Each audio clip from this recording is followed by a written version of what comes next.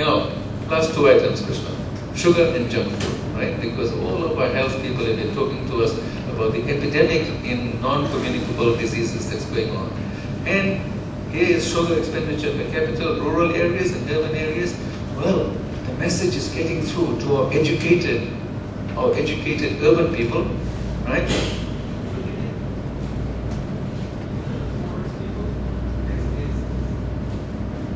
The top 20% in urban areas, they're consuming less sugar than the others. So whatever messages are getting out there from the Ministry of Health is reaching first of all the urban people, and amongst the urban people it's reaching the top 20%, the educated people, but not the others, and it's not reaching the rural people at all. They are consuming sugar at an incredible rate. Right? So good news, but also bad news. Right? Now this is sugar expenditure per capita. The good news is that everybody seems to have reduced their sugar expenditure per capita. But the only two groups who have increased it, right, is the urban poorest 40%. What's going on? Is the messages on the television screens only being read by the educated? But the poor don't watch the messages from the Ministry of Health. They watch Bollywood movies. So maybe what you have to do is that Fiji TV and My TV and FBC, they have to be told in the middle of the Bollywood movies every half an hour, put in a message, don't eat too much sugar or else you're going to have your leg amputated. Very serious too as well, very serious about that. The impact of diabetes on Fiji is horrendous. And here's junk food expenditure. I know we shouldn't be talking about ethnic differences in the country anymore, right? But every now and then there are problems which just jump out at me, which indicates there's something happening among some ethnic groups which is really incredibly bad, And this is junk food expenditure per child. Well, look at what you see, the urban expenditure, especially amongst the upper income groups. Look at how it rises so rapidly.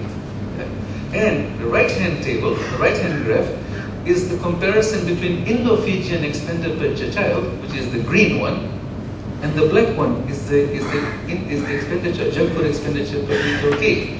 Earlier I was talking about how Indo-Fijian families are better off. They have more disposable income. Well, this is one expression of that extra money that Indo-Fijian households are having. Maybe it's also the impact of advertisements or whatever it is, but there is an epidemic being built up. There is a time bomb ticking away amongst Indo-Fijian families, and especially in the upper income Indo-Fijian families, where they're spending these massive amounts, per child. $650 per child is spent on junk food in the richest 20% of the Indo-Fijian family. What the hell is going on, And junk food, are things like bombos, twisties, UFOs, Indian sweets, ice lolly sweets, Coca-Cola drinks, and so on.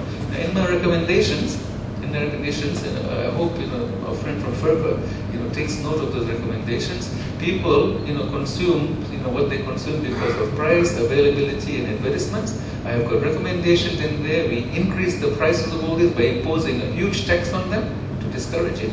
And I'm also suggesting that they have to ban the advertisements of these junk foods and things on television.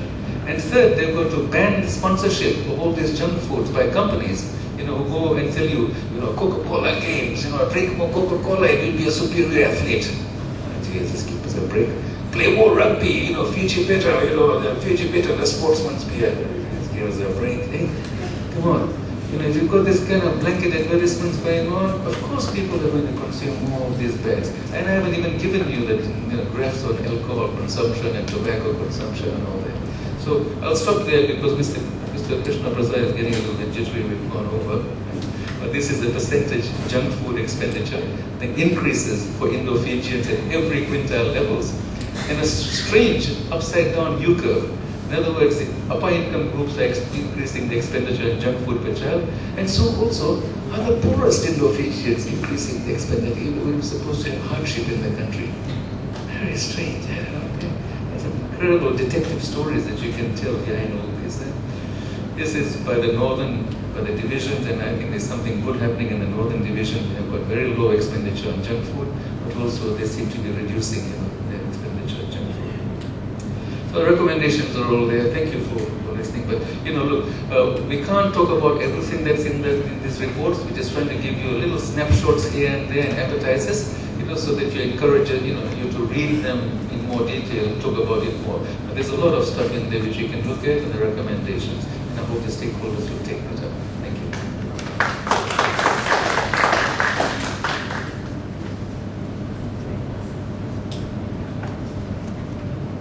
Thank you.